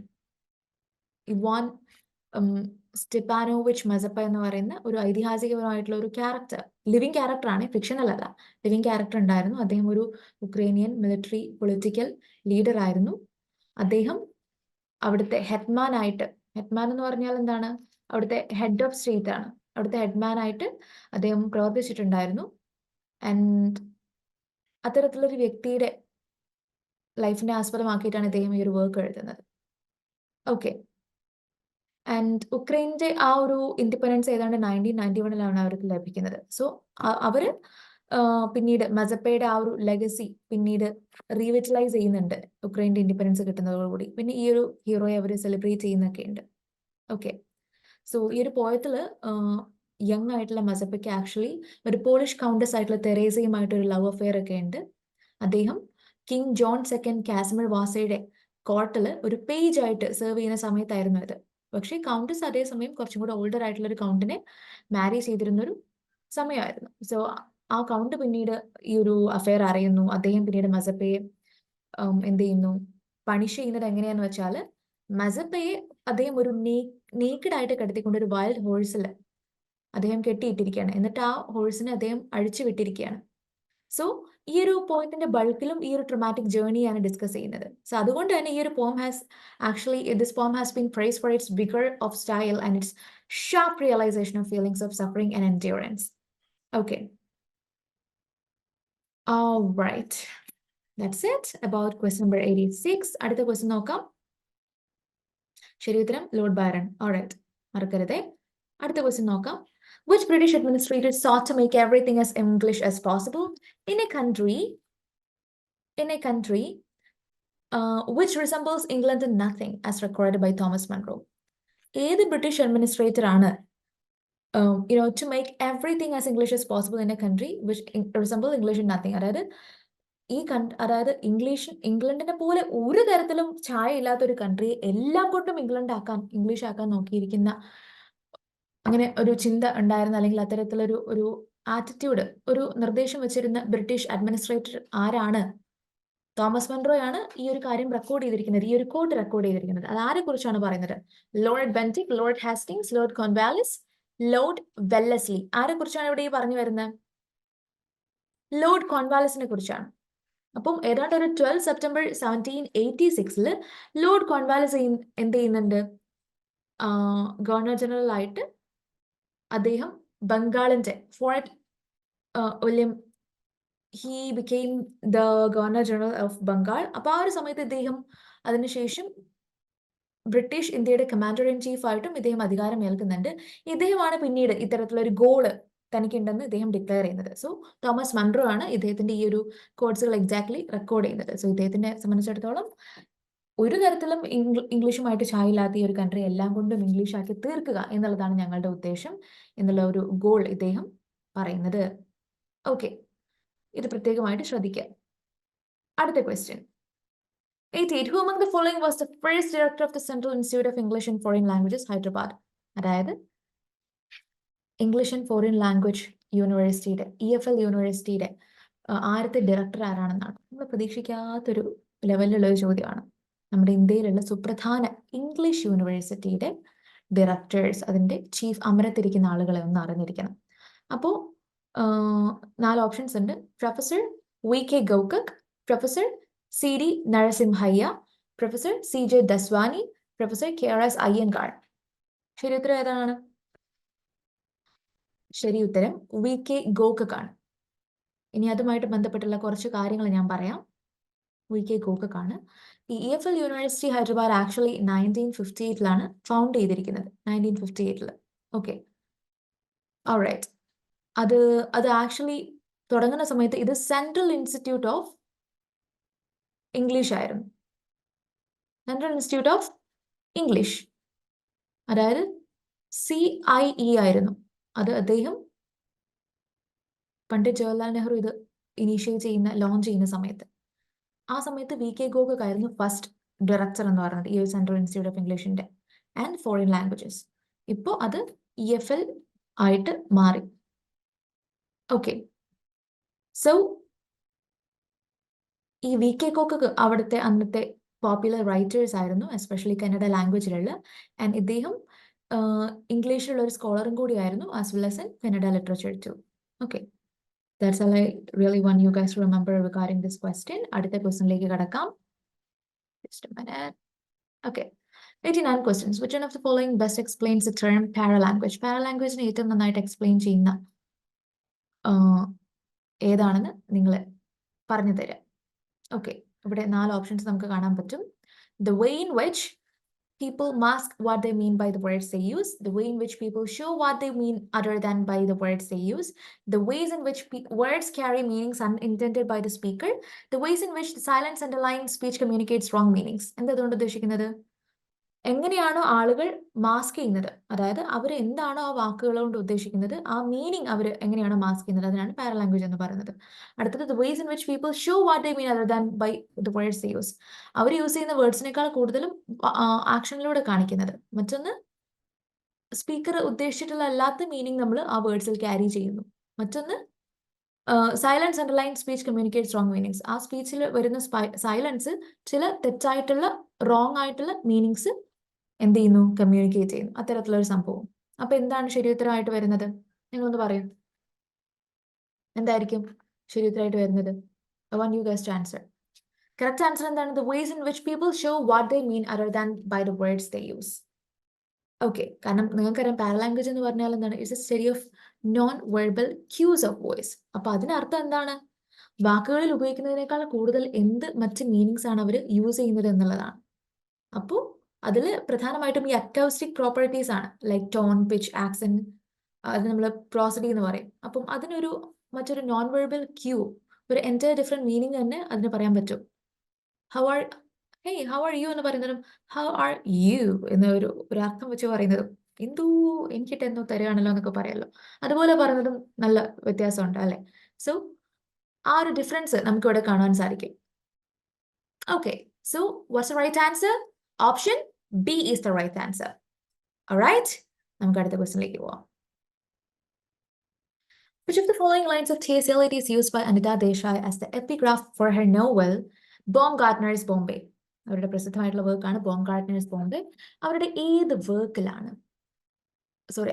വർക്കിലാണ് ബോംഗാർട്ട്നേഴ്സ് ബോംബെയിലാണ് വന്നിരിക്കുന്നത്.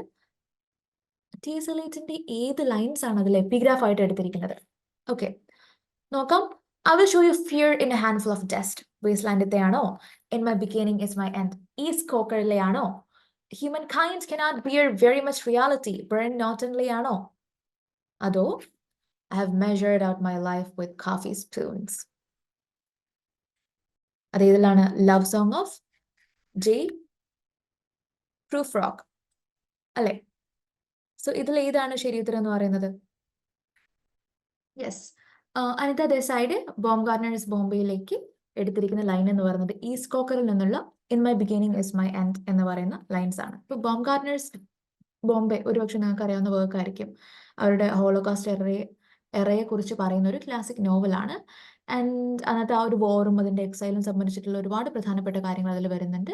സോ അവിടെ ഹ്യൂഗോ ബോംഗാർട്ട്നർ എന്ന് പറയുന്ന ഒരു ക്യാരക്ടർ വരുന്നുണ്ട്. അദ്ദേഹം നാസി ജർമ്മനി ഫ്ലീ ചെയ്തുകൊണ്ട് അവിടെ നിന്ന് ഓടി രക്ഷപ്പെട്ടുകൊണ്ട്, കാരണം ഇദ്ദേഹം ഒരു ജൂവിഷ് ആണ്, കാരണം ജൂവിഷ് ആയിട്ടുള്ള ആളുകളെ അന്ന് കോൺസെൻട്രേഷൻ ക്യാമ്പുകളിലൊക്കെ പിടിച്ചിടുന്ന ഒരു സിസ്റ്റം ഉണ്ടായിരുന്നു. സോ അദ്ദേഹം ഇന്ത്യയിലേക്ക് വരികയാണ്. പക്ഷെ അവിടെ എത്തിയപ്പോൾ ഇദ്ദേഹം ഒരു ഹോസ്റ്റൈൽ ഏലിയൻ ആണ്. അതുകൊണ്ട് തന്നെ അദ്ദേഹത്തെ പിന്നീട് റിലീസ് ചെയ്യുന്നത് ബോംബെയിലാണ്, പക്ഷെ അത് വാറിന്റെ അവസാനത്തിലാണ്. സോ ഇദ്ദേഹം ഒരു ഗ്രീക്ക് ട്രാജഡിയിലെ ഒരു ഫിലിം ഒരു ക്യാരക്ടറിനെ പോലെയാണ്, ഒരു ട്രാജിക് ഹീറോയെ പോലെയാണ് ഇദ്ദേഹത്തെ ഇതിൽ പോർട്രേ ചെയ്തിരിക്കുന്നത്. ഓക്കെ, സോ ദേശായിയുടെ ആ ഒരു മാസ്റ്റർ പീസ് ഇന്റലിജൻസ് എല്ലാം ഇവിടെ യൂസ് ചെയ്തിട്ടുണ്ട്. അതിനു വേണ്ടിയിട്ട് in my beginning is my end എന്ന് പറയുന്ന വളരെ എഫക്റ്റീവായിട്ട് അവരുടെ വർക്കിനെ കൺവേ ചെയ്യുന്ന ആ ഒരു ഈസ്റ്റ് കോക്കറിലെ ലൈൻ അവരിതിൽ നിന്ന് എടുക്കുന്നുണ്ട്. സോ ആ ഒരു കോണ്ടെക്സ്റ്റും കാര്യങ്ങളൊക്കെ ഒന്ന് ശ്രദ്ധിക്കുക, മനസ്സിലാക്കി വയ്ക്കുക, അത്രേ ഉള്ളൂ. അടുത്തത് 91 to 95 നിങ്ങൾക്ക് റീഡിംഗ് കോംപ്രിഹെൻഷൻ ആണ്. സോ നമുക്ക് ആ റീഡിംഗ് കോംപ്രിഹെൻഷൻ ആ ഒരു ഏരിയ ഒന്ന് വായിച്ചു നോക്കാം. 91 to 95 നമ്മൾ ആദ്യം ഈ ഒരു പോം ഒന്ന് വായിക്കുക. പക്ഷേ ഈ പോം കണ്ടിട്ട് നല്ല പരിചയമുണ്ടല്ലോ. ആരുടെ വർക്കാണിത്? നിങ്ങളൊന്ന് പറയും. I wonder by my truth what thou. ആദ്യം നമുക്ക് ഒന്ന് വായിച്ചു നോക്കാം. പക്ഷേ ഇത് നിങ്ങൾക്ക് നല്ല പരിചയമുള്ള ആരുടെയോ ഒരാളുടെ വർക്കാണ്. Okay, I wonder by my truth what thou and I did till we loved. Were we not weaned till then, but sucked on country pleasures childishly, or snorted we in seven sleepers then? It was so, but this all pleasures fancies we, if ever any beauty I did see, which I desired and got, was but a dream of thee. ആരുടെ വർക്കാണ്? John ഡണ്ണിന്റെ good മോറോയിൽ നിന്നുള്ള ആ ഒരു പോമാണിത്. And now good morrow to our waking souls, which watch not one another out of fear, for love all love of other sides can rule. അത്യാവശ്യം നമുക്ക് poems ഒക്കെ അത്യാവശ്യം പരിചയം ഉണ്ടെങ്കിൽ നമ്മുടെ ഒരു സൗകര്യം നമുക്ക് കിട്ടുന്ന ഒരു സൗകര്യം എന്താണ്? പഠിച്ച പോയതിനെ കുറിച്ച് എഴുതാൻ പറ്റും. അപ്പോൾ കുറച്ചും കൂടി ഈസിയർ ആയിട്ട് ആൻസർ ചെയ്യാം. പിന്നെ അത് കഷ്ടപ്പെട്ട് പുതിയൊരു പോം വായിക്കുന്ന ഒരു പ്രതീതി ഉണ്ടാവില്ല. ഇപ്പോൾ ഗുഡ് മോറോ പോം അറിയാവുന്ന ആളുകൾക്ക് ഇത് വലിയൊരു ആശ്വാസമാണ്. ഈ റീഡിംഗ് കോംപ്രിഹെൻഷൻ ഈ ഒരു 5 ക്വസ്റ്റ്യൻസ് നിങ്ങൾക്ക് ആശ്വാസമായിരിക്കും. And makes one little room and on everywhere. Let see discoverers to new worlds have gone. Let maps to other worlds. Worlds on worlds have shone.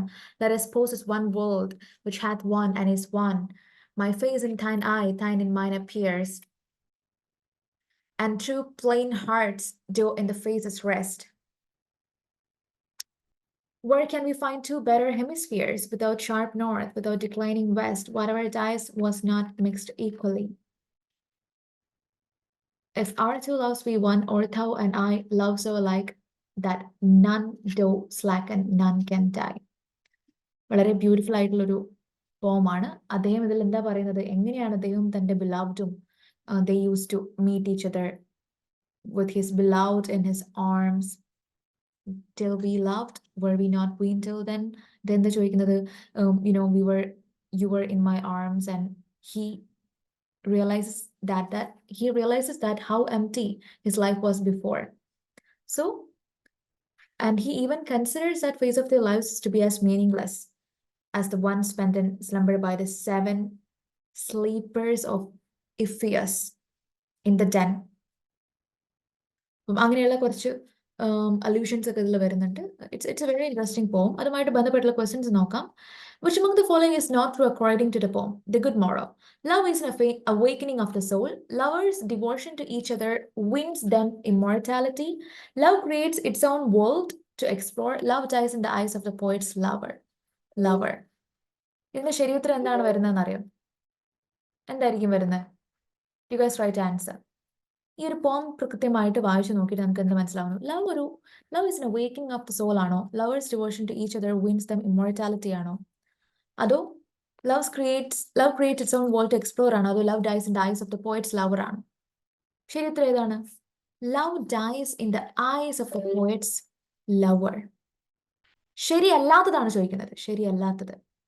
Love പോയിറ്റിന്റെ ലവറിന്റെ കണ്ണിൽ നഷ്ടപ്പെടുന്നു എന്നുള്ളത് ശരിയല്ലല്ലോ. Love creates its own world to explore, which is right. Lovers devotion to each other wins them immortality.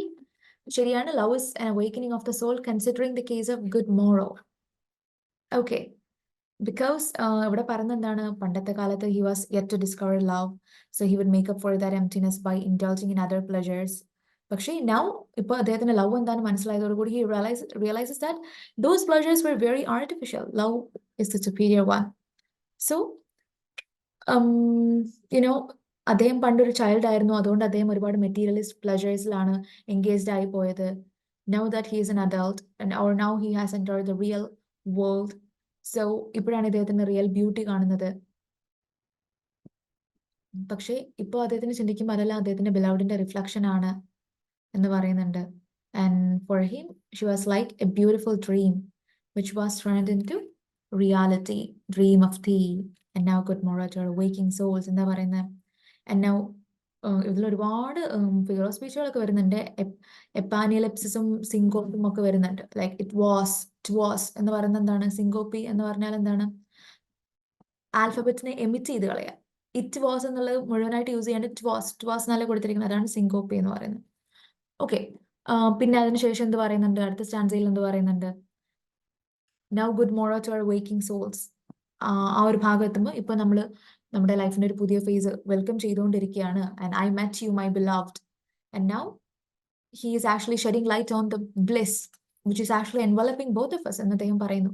And അദ്ദേഹം പറയുന്നു, he says that our soul is rising in the light of the new morning of love in our lives, right? And our hearts are devoid of any kind of fear of commitment or misunderstanding or losing or anything which normally anyone would ever encounter in the case of love.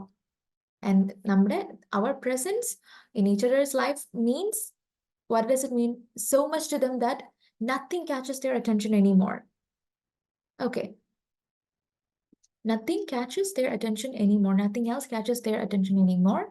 And he proposes that you can even, he proposes even his beloved one to turn their tiny room in which they make love into their only world.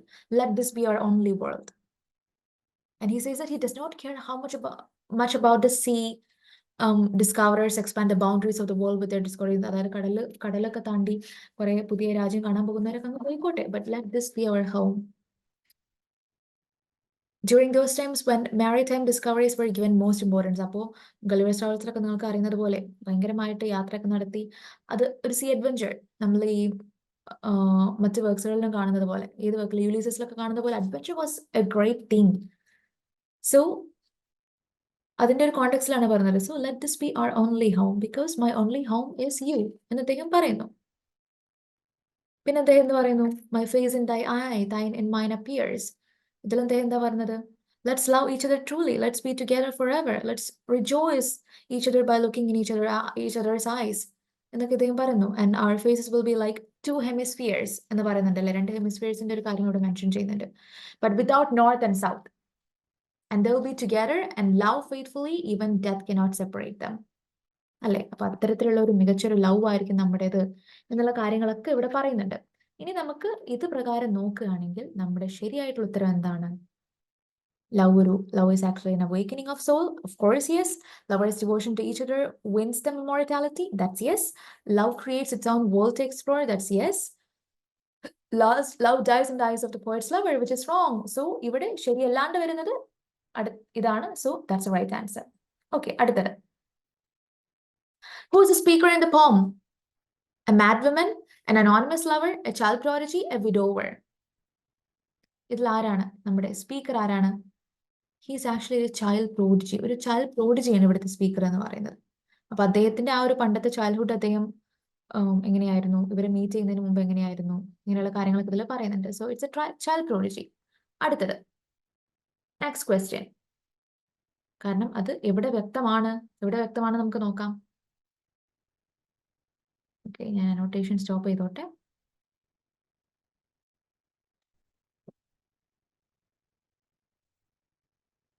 Okay, ഇവിടെ അദ്ദേഹത്തിന്റെ ചൈൽഡ്ഹുഡിനെ കുറിച്ച് വിവരിക്കുന്നുണ്ട്. He was describing about his childhood, like, you know, if he was a small child during, now it seems to the poet that if he was a small child during those days and he was being weaned on these materialistic pleasures of the world in absence of true love, which was like mother's milk to that child. അപ്പൊ അമ്മയുടെ ഒരു milk കിട്ടിയ പോലെ ആയിരുന്നു ആ കുഞ്ഞിനെ അതെന്ന് പറയുന്നത്. പക്ഷേ അന്നത്തെ ആ കാലത്ത് എല്ലാ ഒബ്ജക്ട്സ് ഓഫ് ബ്യൂട്ടിയും was nothing but his lovers reflection എന്നാണ് ഇദ്ദേഹം പറഞ്ഞു കാണിക്കുന്നത്. സോ അവിടെ നിന്നും തുടങ്ങിക്കൊണ്ട് സ്പീക്കറിന്റെ ഒരു ഐഡന്റിറ്റി ഇതിൽ വ്യക്തമാണ്. He's actually a child prodigy. Mad woman അല്ല, അനോണിമസ് ലവർ അല്ല, he's a child prodigy, not a widower. Okay, അടുത്തത് 93. If ever any beauty I did see, which I desired I got, was but a dream of thee. Whom does the poet refer to in the bow lines? His best friend, his lover, his childhood, his mother from a portrait. ഇതാരെ കുറിച്ചാണ് ഇദ്ദേഹം പറയുന്നത്? ശരി ഉത്തരം എന്താണ്? It's easy. C ആണ്, his lover. അദ്ദേഹത്തിന്റെ ലവറിനെ കുറിച്ചാണ് പറയുന്നത്. ഓക്കെ, ഓപ്ഷൻ സി ഇവിടെ രണ്ടാമതായിട്ട് കാണിച്ചിരിക്കുന്നു, ഹിസ് ലവർ ആണ്. വാട്ട് ടൈപ്പ് ഓഫ് പോം ഇസ് എ ഗുഡ് മോറോ? അത് ഗുഡ് മോറോ എന്ന് നിങ്ങൾക്ക് കൺഫർമേഷൻ തന്നു. ഗുഡ് മോറോ എന്ത് പോമാണ്? എലിജി ആണോ, ലൈമറിക് ആണോ, അതോ ഒബെയ്ഡ് ആണോ, വില്ലനല്ലേ ആണോ? അപ്പൊ ഈ 4 കാറ്റഗറീസും ഏതാണെന്ന് നിങ്ങൾക്ക് മനസ്സിലാക്കാൻ പറ്റണം. ഇതൊരു ഒബെയ്ഡ് ആണ്. It's actually an obeyed. So please remember that. Obeyed എന്താന്ന് നമുക്ക്, you guys have to do a little bit of exploration. വില്ലനല്ല എന്താണെന്നുള്ളത് നമുക്ക് മനസ്സിലാക്കണം. പിന്നെ ലൈമറിക് എന്താണെന്ന് മനസ്സിലാക്കണം. These are actually kind of poetries. Obeyed എന്ന് പറഞ്ഞാൽ ബേസിക്കലി നമ്മൾ ഏർലി ഡോണിനെ ഒക്കെ വെച്ചുകൊണ്ട് നമ്മൾ പ്രൊഡ്യൂസ് ചെയ്യുന്നൊരു മ്യൂസിക്കൽ പീസ് ആണ്. വില്ലനല്ല എന്ന് പറഞ്ഞാൽ എന്താണ്? വില്ലനല്ലേ. ലൈമറിക് നിങ്ങൾ കേട്ടിട്ടുണ്ടാവുമായിരിക്കും. വില്ലനല്ലേ and ലൈമറിക്. Villanelle is actually a poem where it's a highly structured poem. And 5 terceറ്റുകൾ ഉണ്ടാവും, ശേഷം ഒരു ക്വാർട്ടറൈൻ വരും, പിന്നെ റിപ്പീറ്റിംഗ് റൈംസ് വരും, 2 റെഫറൻസും വരും. അപ്പൊ അത്തരത്തിലൊരു സ്ട്രക്ചർ ഉള്ളതാണ് വില്ലനല്ലേ പോയട്രി എന്ന് പറയുന്നത്. ഓക്കെ, അവിടെ ഒരു ഫിക്സഡ് ഫോം ഉണ്ട്, അതൊന്നും ആൾട്ടർ ചെയ്യാൻ പറ്റില്ല. ഓക്കെ, എന്നാൽ ലൈമറിക് എന്ന് പറയുന്നതോ it's comparatively easily as compared to വില്ലനല്ലേ. അതെന്ന് പറയുന്നത് it's a form of words.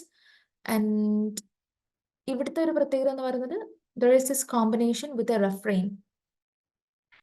Okay, and there is this humorous parts visible. അപ്പോൾ ഇതിന്റെ ഒരു പ്രത്യേകത എന്ന് പറയുന്നത് കുറച്ച് ഹ്യൂമറസ് വേർഡ്സ് ഓഫ് 5 ലൈൻസ് ആണ്. ഫസ്റ്റും സെക്കൻഡും ഫിഫ്ത്തും ലൈൻസും പരസ്പരം റൈം ചെയ്യുന്നു. തേർഡും ഫോർത്തും ലൈൻസ് കുറച്ചും കൂടെ ഷോർട്ടർ ആയിരിക്കും, അതൊരു റൈംഡ് കപ്ലറ്റ് ആയിട്ട് ഫോം ചെയ്യുന്നു. അപ്പോൾ ഓരോന്നിനും ഓരോരു ഫിക്സ്ഡ് ആയിട്ടുള്ള ഒരു ഡെസ്ക്രിപ്ഷൻ ഉണ്ട്. So it's an obeyed, not an elegy. Alright. And makes one little room on every word. ഇവിടെ യൂസ് ചെയ്തിരിക്കുന്ന ലിറ്റററി ഡിവൈസ് എന്താണ് എന്നാണ് ചോദ്യം. Sarcasm, paradox, innuendo, climax. ഏതാണ് നിങ്ങൾക്ക് തോന്നുന്നത്?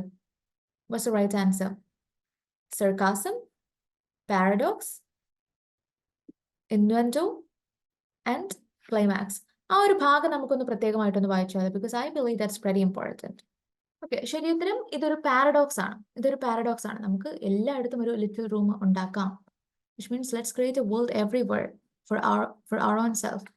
It's actually a paradox. ഇന്നൊന്നും അല്ല, ക്ലൈമാക്സ് അല്ല, സർക്കാസം അല്ല. ഓക്കെ, അടുത്തത് ഈ ഒരു പാസേജ് വായിക്കുക. Distinguished architect Harville Hamilton Harris described Frank Lloyd Wright's work as the revelation of architecture as art, not the art of books or of classrooms, but the art that proceeds from the very fiber of things. An art from within, filling the imagination with a swelling stream of living images, arousing an intense desire to body them forth in living buildings, energizing their possessor with the feeling of the reality of the self, making him part of the living stream, sensitive to the aliveness of things, projecting himself unconsciously into all things, feeling the oneness and continuity of all things, delighting in the rediscovery of his own self in these expressions, delighting in the richness and multiplicity of being of which he finds himself capable. This vision of architecture evokes a world of interbeing. It's a longing to make such a world that has been mostly forsaken, as everything in our culture is subordinated to the maintenance of systems of exploitation and expression to white supremacist capitalist patriarchy. Today, design has little meaning for masses of people for whom Interbeing seems only a romantic dream as they scramble to fulfill materialistic fantasies, believing as everything teaches them to what that consuming is the only way to ecstasy. Sorrow stirs in me every time I face the myriad ways in which advanced capitalism removes the cultural conditions that would enable everyone, including the poor, to have access to learning and aesthetic appreciation of design. I learned an aesthetic appreciation from baby, my mother's mother, who could not read or write. Design was visible in the quills she made, both the crazy pieced ones and those carefully constructed from patterns. Sadly, the ability to recognize beauty does not seem to be innate. Even as it is clear that some individuals are born gifted with an acute aesthetic sensibility, most of us learn how to see beauty, and even those folks who are gifted must practice the art looking to maintain their gifts. Okay, അപ്പോൾ ഇതാണ് ഒരു കൺക്ലൂഷനും നമുക്ക് കിട്ടി, ഒരു ഐഡിയയും കിട്ടി. Okay, അവിടെയും അവസാനിച്ചോ? ഇല്ല.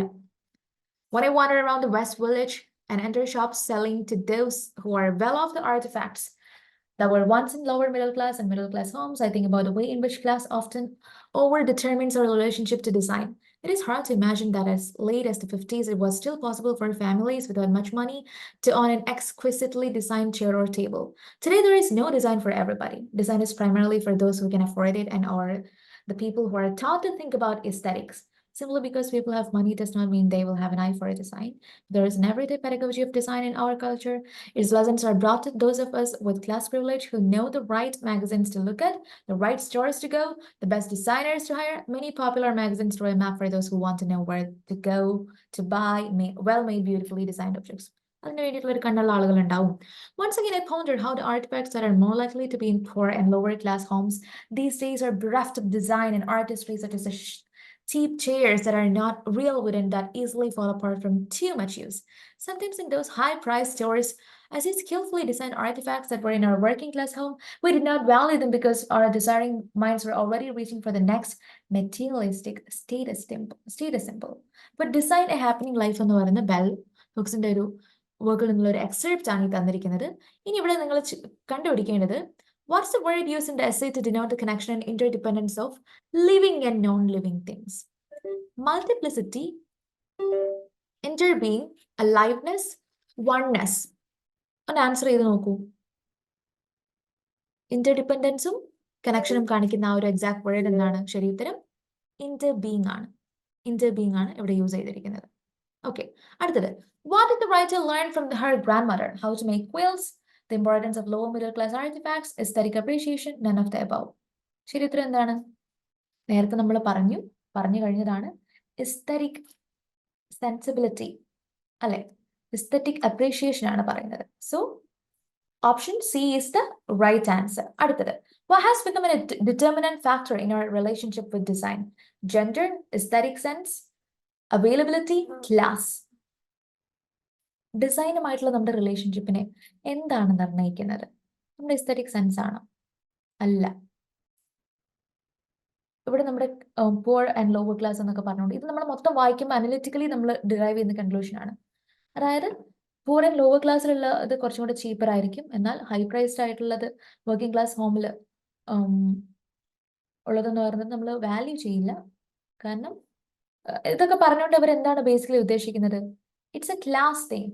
It's a class privilege to know the right magazines to look at.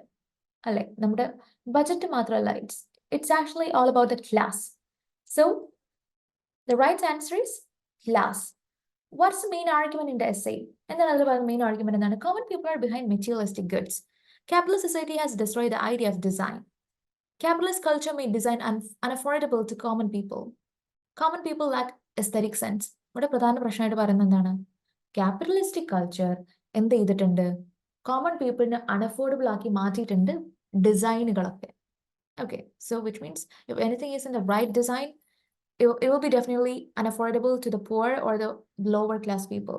It will be always something of those from privileged class. അല്ലേ?